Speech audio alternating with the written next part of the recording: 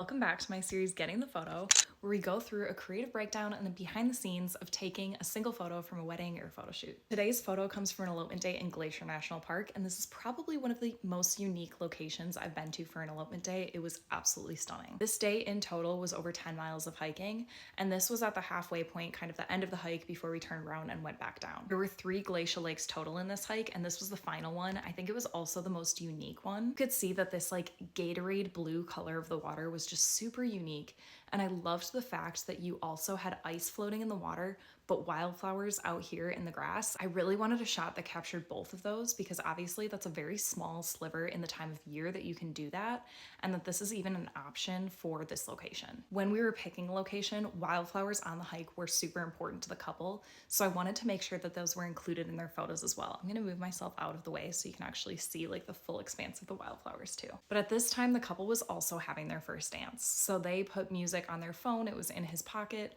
and they were just dancing together to one of their favorite songs, which also happens to be one of my favorite songs. This Is How You Fall in Love by Chelsea Cutler and Jeremy Zucker. So we kind of had this corner to ourselves. They were quietly playing the music and they were dancing. You can see they're like in the middle of a spin here. And I always love the motion of a first dance shot. So you had them in motion, but then you also had this massive landscape. In framing the shot like this, I love to set it up where you see them as just a piece of the landscape and they blend in very well, and it just feels like they belong in it. Not only do you have important bits of their day, the beauty of the landscape, the wildflowers, the experience of the lake behind them, but you also just see how natural it is for them to be in this location for their wedding day. And I do believe that portraying that aspect of a wedding day is a super important part as a photographer. I think the location that you choose is such a huge aspect of your day and the experience that you have.